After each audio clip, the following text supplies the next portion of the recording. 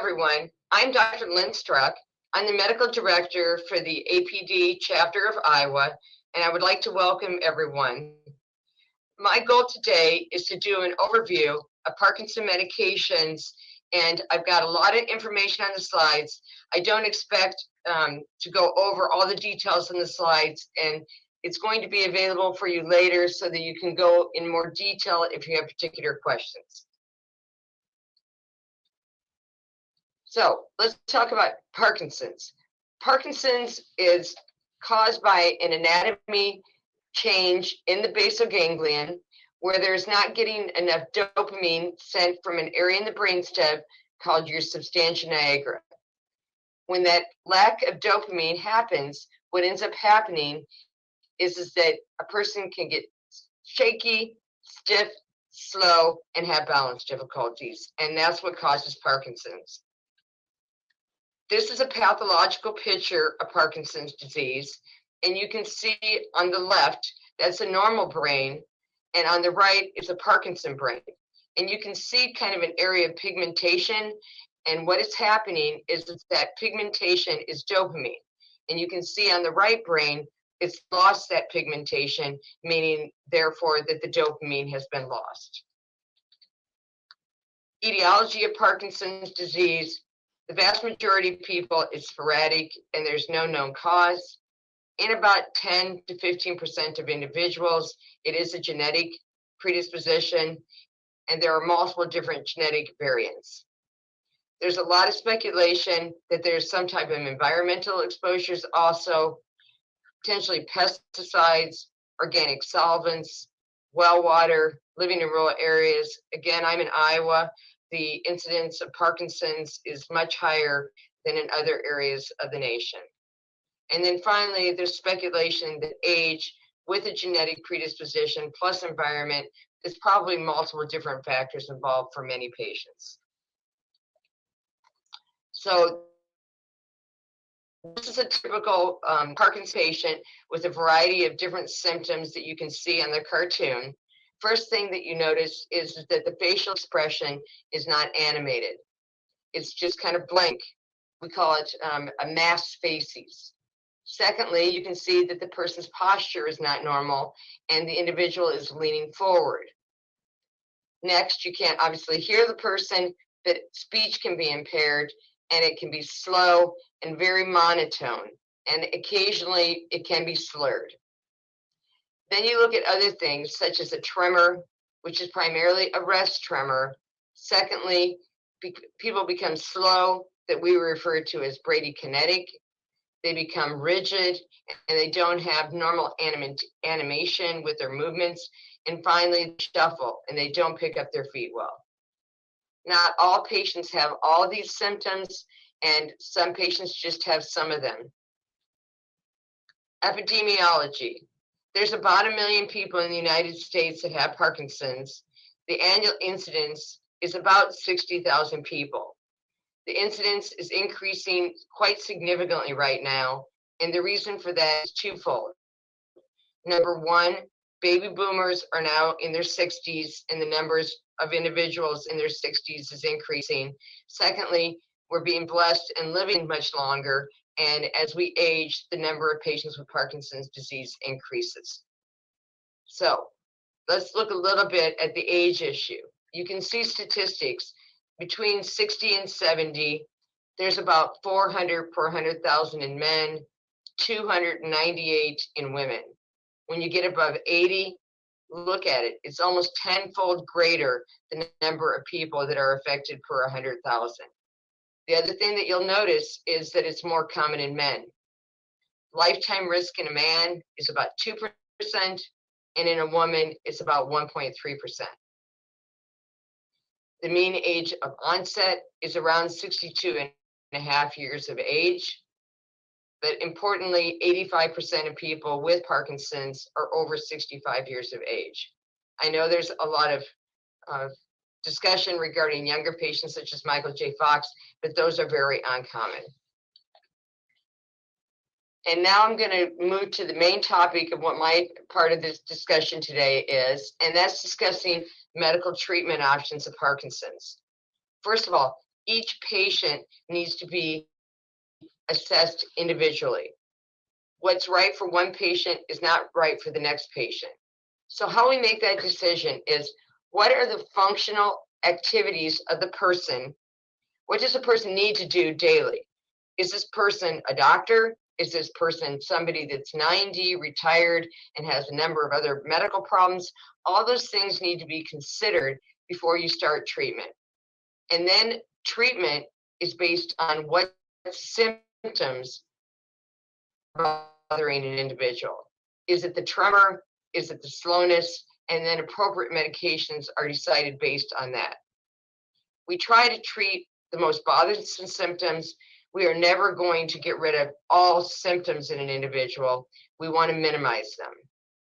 And then finally, especially in our younger Parkinson patients, we want to do levodopa sparing strategies and try to minimize the amount of levodopa for as long as we can. That's not as relevant in our senior population, and I'll explain that in more detail. So here's a list of all the pharmacological options of Parkinson's. I'm going to go through each of these drug categories and the medications that are in each of the categories. So let's start with the most commonly prescribed medication. It's a drug category called levodopa, and there are many different drugs that fit into that category, and I've listed those for you. There's Sinemet, controlled release Sinemet, Rytary, and a drug called Parcopa. This is by far the most efficacious Parkinson medication. If a patient does not respond to this drug class, then you have to question whether the diagnosis is correct. It provides symptomatic improvement and preserves people's capacity to do activities of daily living and to remain employed and to do the things that they want to day to day. And finally, treatment may decrease mortality. So what are the disadvantages? That sounds like the perfect medication, right? Like I want to be on it right now. Well, the issue with this drug class, especially in the younger patients, is they can develop motor complications. And I'm going to go into more detail regarding those complications. Secondly, there are some patients, especially if they have an underlying dementia, that can develop confusion and even hallucinations or delusions. And then finally, unfortunately, the medication does not treat all the features of Parkinson's. There are things such as freezing, postural instability, which refers to balance difficulties, autonomic dysfunction, which is a whole list and a whole discussion in its own right. That includes things like abnormal sweating, difficulty with swallowing, difficulty with blood pressure control. This medicine does not help those issues. The speech we already talked about, it does not improve speech. And then finally, if a patient has a dementia associated with the Parkinson's, which about 30% of individuals do, they will not help that. And then finally, we don't have a medication that stops the disease progression, and this drug is included in that. So now, as I mentioned, I'm going to talk a little bit more about the motor complications. I'm going to go through them one by one. First of all, there's something called motor fluctuations. What that means is that all of a sudden the medicine will wear off before your next dose, or sometimes it will not work at times that are unpredictable. So statistically, about 50% of individuals over 5 years of treatment can develop this problem. The younger the patient, the greater the chance. 70% of individuals will have this issue after 15 years. The next motor complication is something referred to as dyskinesias. And these are involuntary movements that are related to the drug. And it's more of a rocking, involuntary movement, different than the tremor. Well, what are the risk factors for these motor complications? As I've already mentioned a couple times, being young, people under 60. Number 2 is how long and how much levodopa an individual has taken. And then number 3 is how long the patient has actually had the Parkinson's. I'm going to go over, in particular, drugs that are newer, that patients have a lot of questions about. And this is one of the long-acting carbidopa-levodopa preparations. This is called Rytary. It's a medication that's held in little microspheres that are engineered to break down at different rates. It contains both immediate and sustained release levodopa, and the ratio is about 1:4. It's been shown to improve on time with less troublesome dyskinesias and reduce off time by about twofold. This is a new drug category we're going to switch to now. It's referred to as catecholamine methyltransferase inhibitors. The little short term we often use is COMT inhibitors because that's a lot to say. There are two drugs in this class. One is a drug called entacapone, and the other one is tolcapone. Now, most of us prescribe entacapone because there has been some liver issues with tolcapone, and it requires a lot of blood test monitoring. So we try to avoid this. You can see the little pictogram at the bottom, and you can see levodopa in the center, and you can see as it's being broken down, there are two enzymes, the COMT that we just talked about, and then the other one is something called DDC, which is the carbidopa part of levodopa. So what we're doing when we put an inhibitor on board is to prevent the breakdown of levodopa. Thereby, it prolongs levodopa's action by inhibiting the breakdown. It extends the duration of levodopa effect. These drugs cannot be given by themselves. They don't do anything by themselves. They have to be taken in conjunction with carbidopa-levodopa. The indication is for patients that are experiencing wearing off of their medications before the next dose. This is a drug that used to be well known as Stalevo. It's now in a generic formulation. And basically what this drug is it combines the COMT inhibitor, entacapone, with the carbidopa-levodopa in one pill. So you get all three, so you don't have to take separate medications, and it's in one medication. It is generic now, so you don't see the Stalevo very much anymore, and it has all three of these names, which is a whole lot to remember. This talks a little bit about the different milligrams that are available, and safety and tolerability is very similar between this medication and carbidopa-levodopa. So again, we're going to change drug classes, and this is a drug class that's referred to as dopamine agonist. There's first generation, and that's bromocriptine, which basically is no longer prescribed because it has a lot of unacceptable side effects and also is prohibitively expensive. And then we have the second generation, and there are 4 drugs in that class. And I'm going to go over these a little bit more detail. So what is a dopamine agonist? A dopamine agonist is a drug that is directly stimulating the dopamine receptors. It is not dopamine, but it makes the brain think that it's dopamine.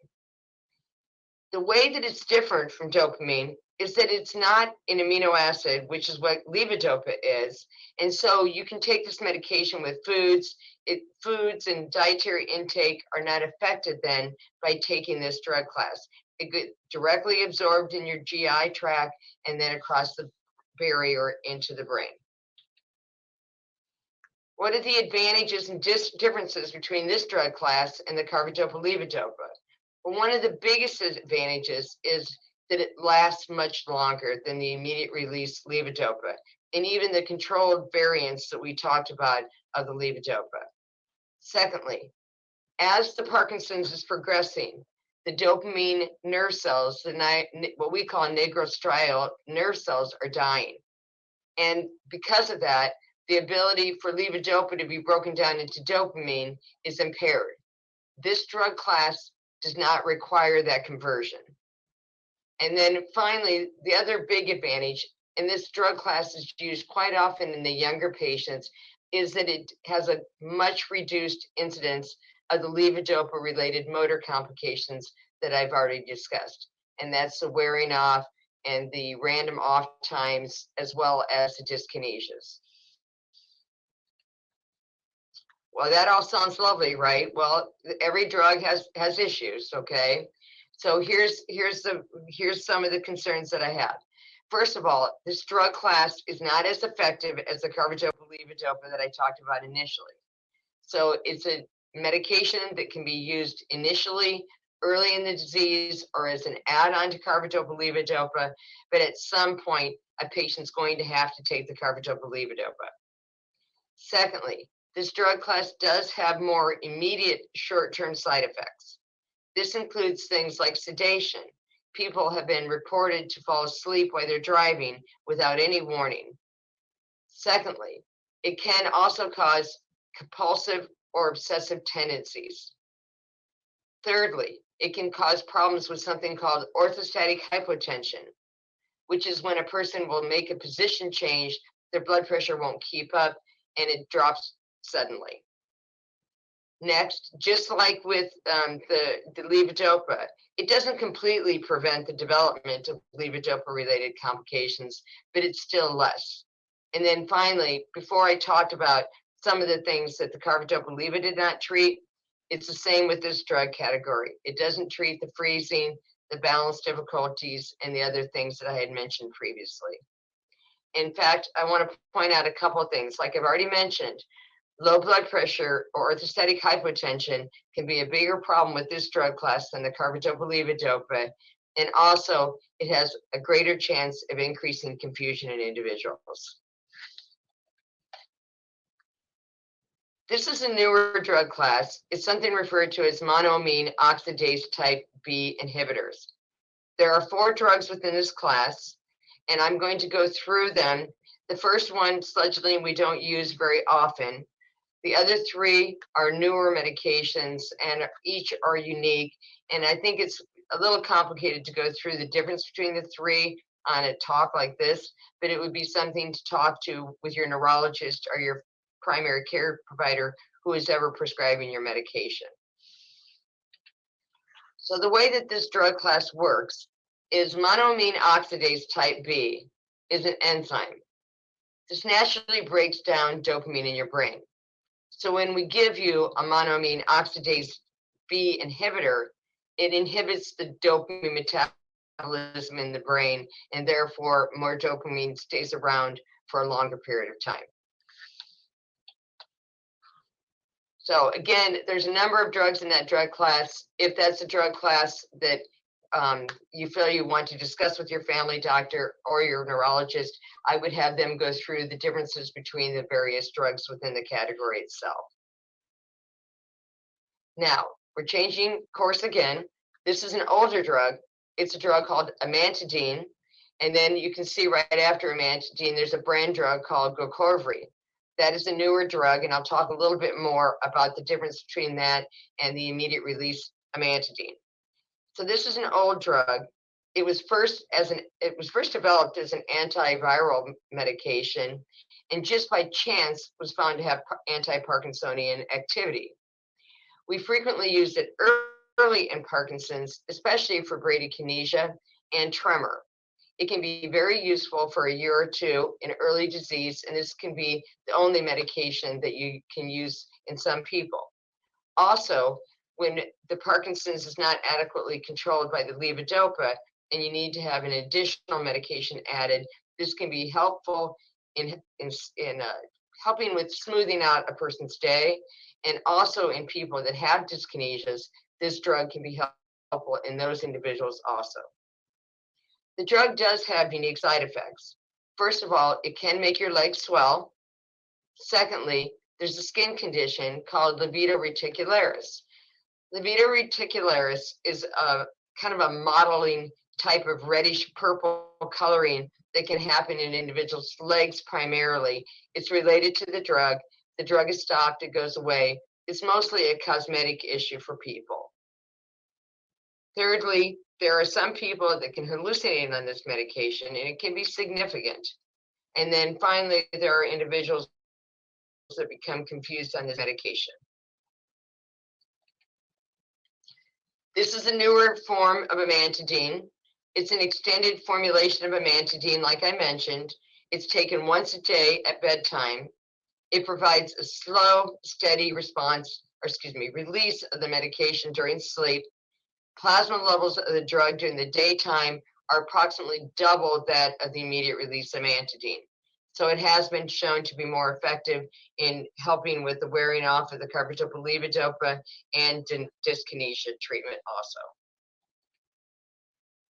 Statistically, it's been shown to reduce the dyskinesias by 37 to 46%. The most common side effects are hallucinations, orthostatic hypotension, which I mentioned is when the blood pressure drops when you make a sudden change of position, and then again, the libido reticularis, the skin condition that I've already discussed. I'm only giving you the most common side effects of these medications. There are many others that your physician will talk to you in more detail about if they decide to prescribe these medications. This is something called DUPA. It's carbidopa-levodopa, which is a continuous delivery of levodopa to your small bowel. It's given via a PEG tube with an external pump that pumps the medication then directly into your intestine. It's been shown to reduce off time for about 4 hours versus 2.1 hours for placebo.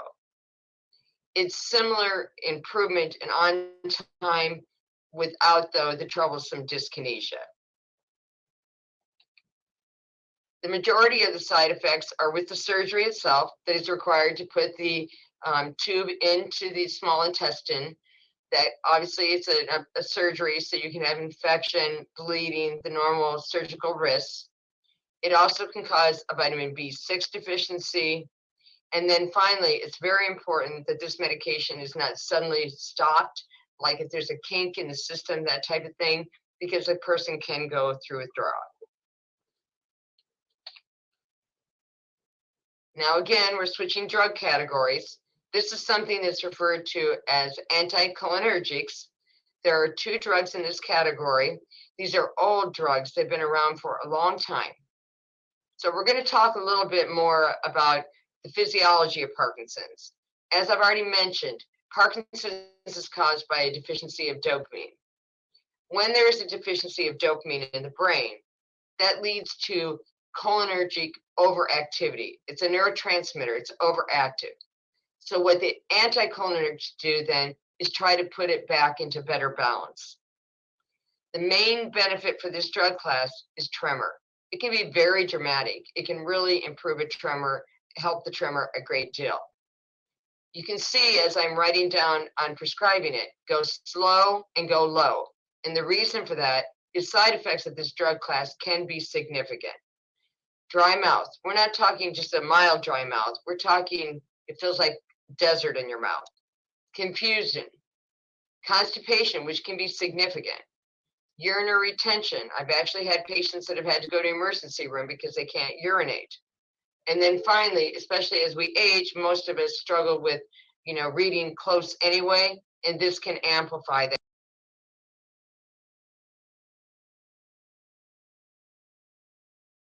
difficulty.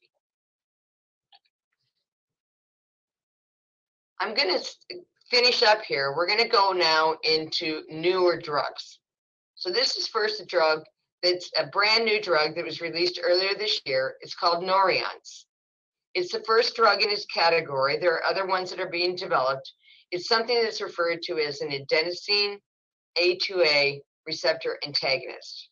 So again, we're going to talk a little bit more about the neurotransmitters in the brain.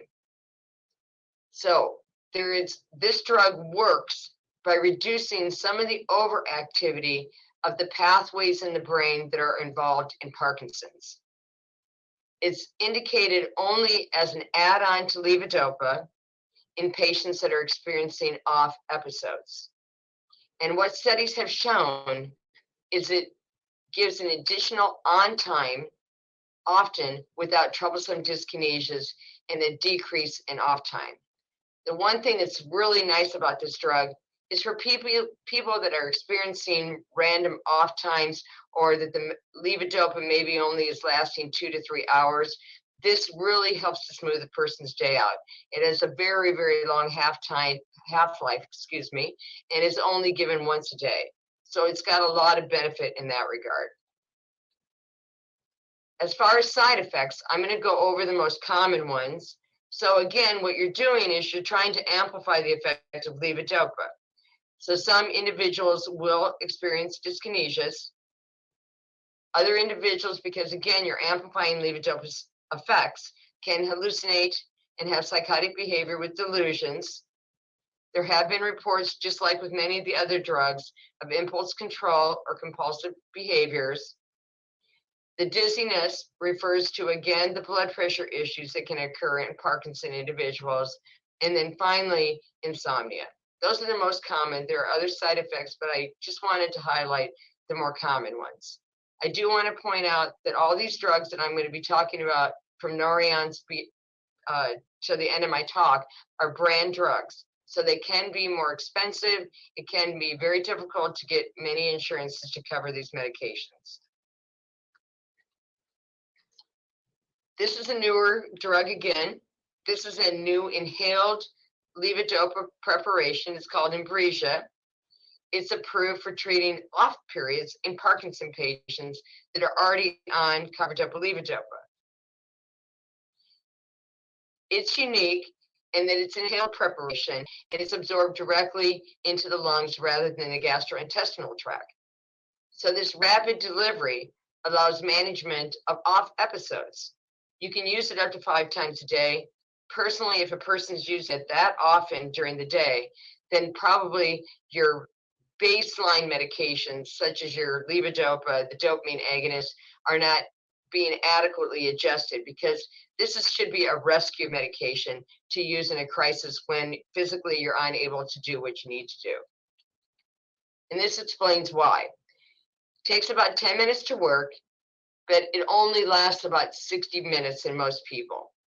It does, though, significantly improve people's physical capabilities and turns people from an off state to an on state.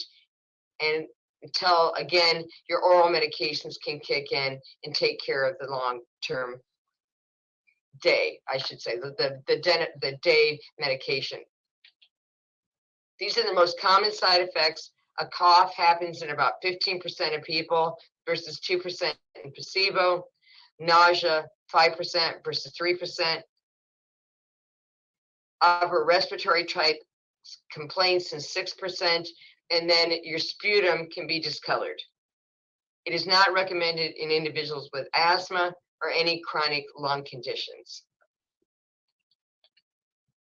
This is a brand new medication, Kenobi. It's also referred to as apomorphine. It's a brand new type of way to deliver medication. It's a sublingual, meaning underneath the tongue, film that's used to treat, again, off episodes that are sudden.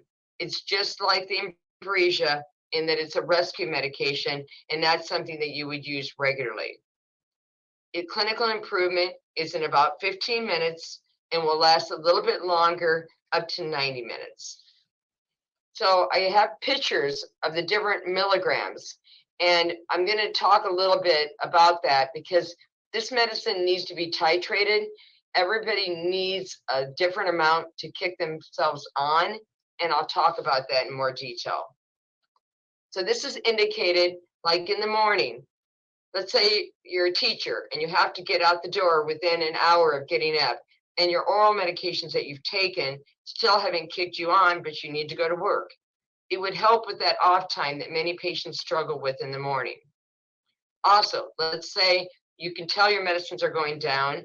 You're in the middle of giving a presentation or whatever employment that you would do, or let's say you're golfing, and all of a sudden you know that you can tell their medicines are wearing off. You could take this and it would kick you back on. And then sometimes, let's say you're at the golf course, it's 2:00 in the afternoon, and you took your medicines at 1, but they aren't kicking on. That's called a delayed on. This medicine would then help you until the medicines kick on.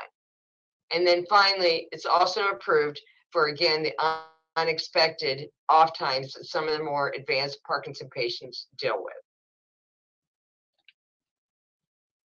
There's some important things that need to be considered with this drug. First of all, there's a very high incidence of nausea and vomiting. Most neurologists will start this drug with an antiemetic, which is basically a medication to help with nausea. Now, most patients, after they've taken it several times, no longer experience the nausea. But until that time, we keep the person on nausea medication for weeks until we make sure that they aren't going to become ill. I mean, it can really make people vomit at the beginning if you take it alone. And so most of us with experience do this then with a nausea medication. And then it's really important to titrate. You can see all the different colors of the packs that I had. And the importance of that is that if you start too high on the dosage of the medication, it can cause a profound drop in blood pressure in some individuals. So it needs to be titrated. You would take a dosage, see how you do. If that dosage doesn't work, and you'd have to have a way at home or with a nurse monitoring to monitor your blood pressure with starting this drug. Most people can get a blood pressure monitor and have someone with them at home, especially during a pandemic. So we try to have this done at home, and we see how a low dose goes. And that doesn't do it, then we go to the next dosage until we figure out the correct dosage for you that you tolerate, but doesn't cause a problem with your blood pressure. And then that is the medication that is the dosage of the medication that your physician will prescribe. So again, the two most common side effects are with nausea, vomiting, and then the lower blood pressure. It also, though, is very interesting with this drug. When people try this, especially the first couple of times, they yawn, and they're very drowsy. So now I'm going to yawn. So they also can have, like I mentioned, dizziness, but that's really related to the low blood pressure. It can cause a little bit of irritation inside your mouth. And then finally, this is a dopamine agonist, as you can remember maybe from the earlier slides. And because of that, there have been reported obsessive compulsive behaviors associated with this drug class. This is a newer drug to treat this problem that I've been referring to several times called orthostatic hypotension. First of all, there are other medications that are used to treat orthostatic hypotension. This will not likely be the first drug that your physician will prescribe because it is expensive. But this is a newer drug. Patients often are asking me about it because it's on TV quite frequently. And it is a drug to treat orthostatic hypotension in Parkinson individuals. It improves your blood pressure when you stand up. Side effects include headaches, dizziness, nausea, and it can elevate the blood pressure too much. Again, not a first line to treat this orthostatic hypotension, but is a good drug when the other drugs that may be less expensive aren't working. Now we're going to change, and this is a drug called Nuplazid. This is a drug used to treat hallucinations and delusions of Parkinson's. This is a newer drug, and again, I want to make sure you understand there are multiple other drugs that most likely would be prescribed first in a Parkinson patient before you go directly to this drug class. But again, a lot of advertisement about this drug, so I'm getting a lot of questions, and I wanted to go over this. Even though it's not really a Parkinson drug per se, it is used to treat Parkinson-related psychosis. It does not impact the motor function in Parkinson's disease, which some of our other antipsychotic medications do. So it has a significant advantage in that regard. So some of the antipsychotics that we use to treat delusions and hallucinations of Parkinson's can actually amplify your Parkinson's symptoms. This drug does not. As far as side effects, it can cause peripheral edema, swelling in your feet, nausea, confusion. It doesn't cause hallucinations, but patients are hallucinating, so that's a reported side effect. It can cause constipation and then gait difficulties, which again are part of an advanced Parkinson patient that most likely would be hallucinating. And then most importantly, with all antipsychotics that are prescribed for any type of hallucinations or delusions, these can affect the heart. They can affect the rhythm of the heart and the rate of the heart rate, so that it's important that anybody in a cardiac that has a cardiac underlying issue, that if this drug class is going to be prescribed, it's very important that your cardiologist is involved in the decision with your neurologist before this drug class is started. So finally, I want to end by talking a little bit about future goals and unmet goals in Parkinson's. First of all, there's a lot of drugs in development. There is so much hope. Unfortunately, a lot of medications right now are on a holding pattern because of the pandemic, but that doesn't mean that the research has been canceled. It's just on a holding pattern, and it's been very difficult to do research during this time because of patients and the concern of, coming into frequent appointments. But there's a number of new drugs that are being developed. There's much hope once we get through the pandemic that they will be available. So first of all, there are new catecholamine O-methyltransferase inhibitors. There's something very exciting where it's levodopa. It's in an infusion, which is a little pump, like what would be an insulin pump. I'm sure some of you know people that have insulin pumps, and it's the levodopa in a pump that would be basically have a little needle or pen underneath your skin. There's also subcutaneous apomorphine, which is the one that we talked about, which is the rescue medication, but they're doing this as a continuous infusion. And then finally, there are many, many medications that are being developed to provide true disease modification and potentially halt or slow the progression of neurodegeneration that's occurring in Parkinson's. So now what I'm going to do is I'm going to open it up for questions. And one thing that's very important with HIPAA is that we don't ask individual questions. I can't answer a direct patient question. We have to do questions that are general, that all patients could receive benefit in those answers. Thank you.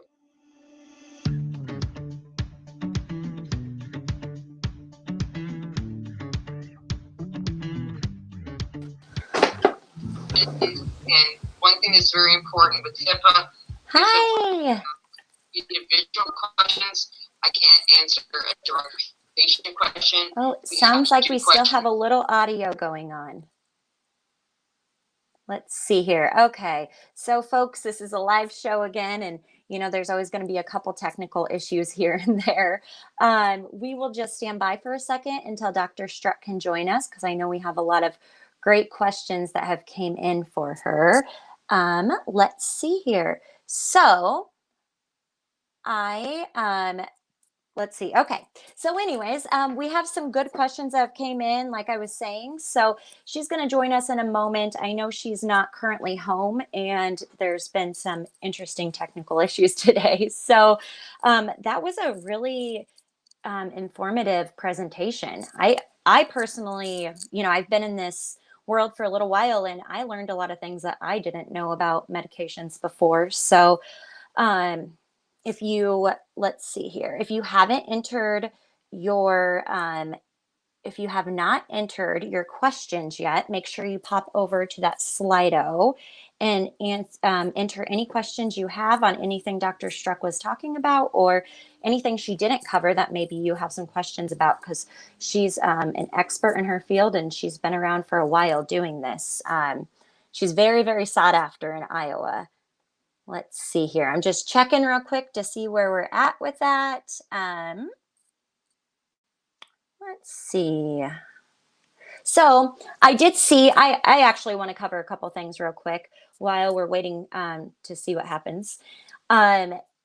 So I seen a question come in about prices for medications, and something that the Wisconsin chapter, the Minnesota chapter, and the Iowa chapter soon will offer here. We're planning on January launching a new program, and Minnesota and Wisconsin already have this going, but it's called a patient aid program. And so what it is once per calendar year, anyone who's been diagnosed with Parkinson's can apply for our patient aid program. And what that does is you apply, and then those funds that we send you, and every chapter is a little bit different on their guidelines for it based on their board approval. We'll send you out a check based on what the chapter does, and that money can go towards medication. It can go towards adaptive wear. It can go towards respite care or any additional services you need in the home, transportation. It's definitely something that if you don't know about, you should definitely check into it. It's like, again, I said, it's you can apply for it once a year. So that's every calendar year, January to December. So that is something that could help offset those costs of those medications. Let's see here. So I think we have this. Let's see here. Okay, yeah. So we're definitely having some technical issues here. But we still have some questions coming in. So keep those coming in, because even if we can't get Dr. Struck live on here, then what we'll do is I will take these questions and email them over to her, and she can answer them, and I'll make sure we get them posted on our website. So that way we make sure we get our answers for all these great questions. So let's see. Oh, I see somebody popping up. Let's see who it is. It's Dr. Struck. Hi everyone. Having There, problems there. I apologize. there we go. I was actually just telling everybody about the patient aid program that we were launching and how that can help offset some of the cost of these medications. Yeah, because that was a question that came in. So I'll go ahead and get some of these questions asked. So do you know if insurance covers Rytary? Yes, it will if you're commercial insurance. It's much more difficult to get it covered if you're Medicare. They will sometimes on a few of the supplements, but it's much more difficult that way. Commercial is not an issue. If you have like federal insurance like TRICARE, those type of insurances, it's not an issue that way either. Perfect. Okay, let's see. I feel like I take a ton of pills. Is there anything I can do to minimize that? Well, it's basically, we have a pharmacologist that comes into our office. It's a lot of other health issues. If you have high blood pressure, heart disease, diabetes, Parkinson's included in the mix, then you should sit down with your physician first of all. And if that still isn't satisfactory, then ask to meet with the pharmacologist and or a pharmacist will use to schedule an appointment with you also. Okay, perfect. Okay, you mentioned that after 5 years, the efficiency of carbidopa levodopa reduces. If I've been on that drug for quite some time, what would be the next step for me to try? Well, no, the effectiveness always continues, okay, but the disease is progressing. So if I misspoke, that's what I meant. And so basically, it's a dose adjustment. Often you have to use a larger dosage, more frequent dosage of levodopa, and then often you have to add another additional medication. And then, again, if your symptoms still are not controlled at that point, then it's being considered for stimulation at that point. That's just a complete talk in its own right. So I didn't go into the DBS, but that would be the next step if medications are not satisfactory. Okay.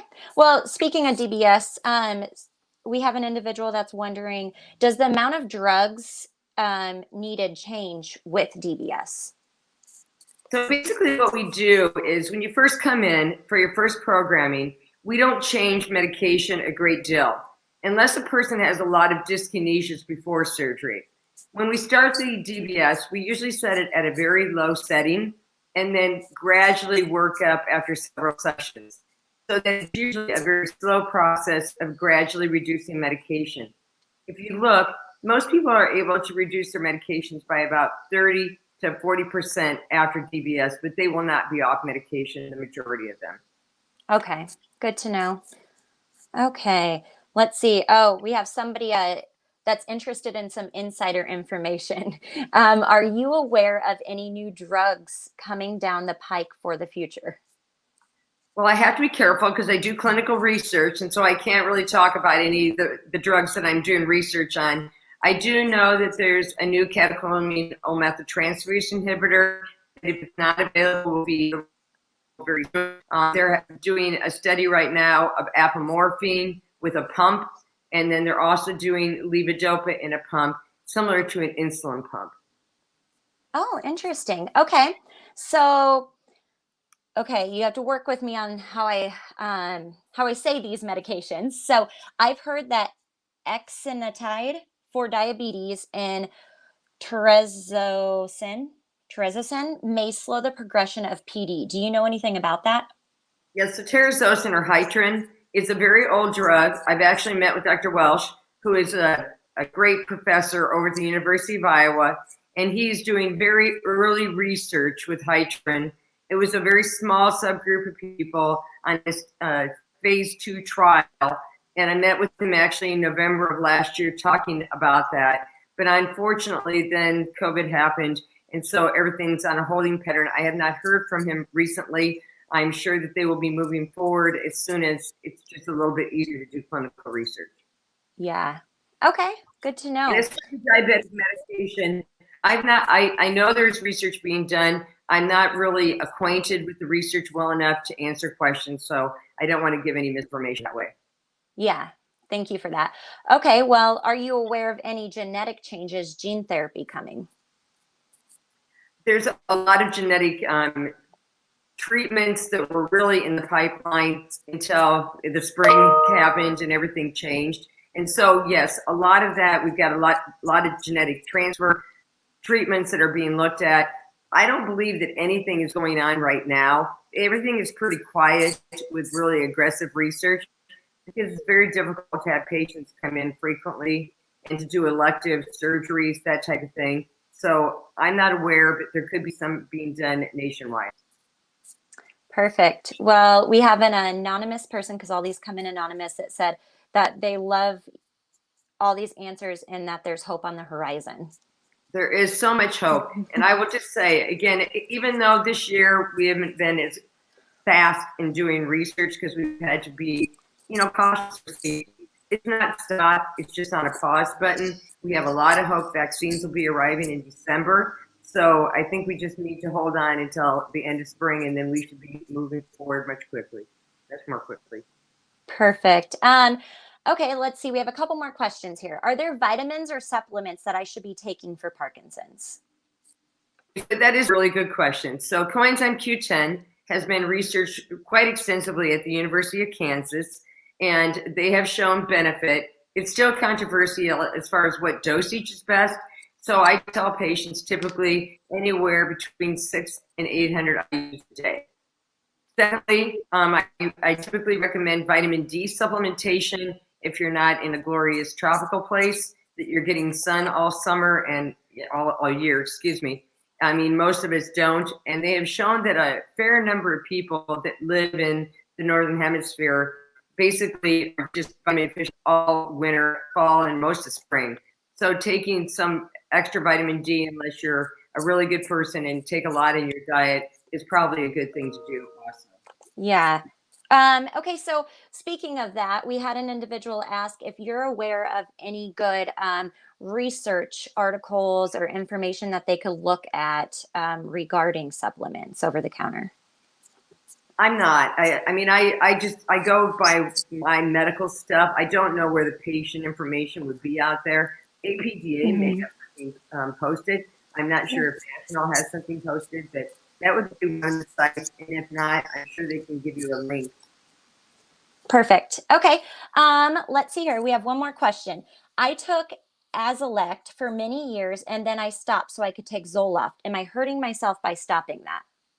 So there's been a lot of research that has been done regarding the antidepressants and the interaction between that and resettyline. And they have shown in low dosages, it is safe as long as blood pressure is monitored to take this combination together. There's certain ones that are prohibited, but your neurologist or your primary care provider should be able to give you that information. Okay, perfect. Oh, we have a couple more popping in. Everybody wants to soak in all your knowledge here. It seems like there are always so many updates on medications and trials. What's the best way to stay on top of these things? APDA does a really good job of posting all the new things that are going on nationwide. You can also go to Parkinson's trials, and it will usually give information. The American Academy of Neurology often has information on its website, and then the National Institute of Health obviously does too. Perfect. Okay. So what age would you say is too old for DBS? Because this question says, I've heard that DBS is better for younger people. Am I too old for that to be an option? But they did not put an age. So I guess kind of you can ballpark it. So, as I get older, I'm over 60, things change as far as perspective on age, okay? So I'm going to laugh about that a little bit. But it's basically the health of the individual, okay?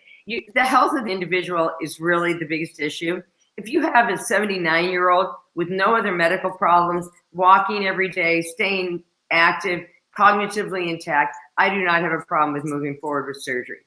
If you have a 65-year-old with diabetes, heart disease, multiple other issues, those are not good surgical candidates. There's just too many other things going on. So it's really a discussion regarding how risky is the surgery given my general well-being. And personally, over 80, I think that the risk-benefit ratio flips to probably having a greater risk in the majority of people. I think I've done more time on medications at that point. Okay, perfect. Well, this was super great. And if we have any other questions that kind of come in, I'll just pass them your way. I plan on posting a lot of the questions and answers on our website. But thank you so much. Oh, hold on. We got one more. We'll just throw this one last one out there. Natasha, thank you. Thank you for reading the questions. For some reason, I can't see the questions. And I apologize. The connection was just a problem here. Oh gosh, you're totally fine. But we actually have one more question. And I know this is a really touchy subject. So I thought maybe you could answer this real quick. We have somebody asking, how do I get my spouse's doctor to talk to them about when it's time to stop driving? Okay, and I think this is really a very important question. Yeah. And I actually try to initiate it. So we do screening, and most neurologists will do screening, and most primary care doctors have to do screening. And if they see that you're not doing well from a cognitive perspective, then that's the biggest issue. I ask patients, have you had any motor vehicle accidents?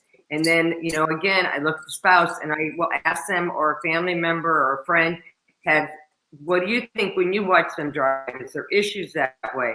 And if I watch them physically, they're too delayed in their motor response time with their foot movements, their hand movement, or they have visual issues, it's time to stop driving. And I have a very frank conversation with them. You can have professional driving in most communities. In a larger community, you can have it assessed. But it's really between you and your treating provider to make that decision. And it's very important to do. And as a spouse, if you have concerns before the appointment, you can certainly send an email, send a note, leave a message with the nurse so that it's addressed specifically then at that appointment. Perfect. Okay. Well, thank you. I know that is a hard topic for a lot of people to talk about. So thank you for that answer. And thank you for joining us. I'm so glad that the audio worked out and you were able to join us. Thank you, you guys. Have a good day. Thank you for all your knowledge. Have a great day. Yep. Bye.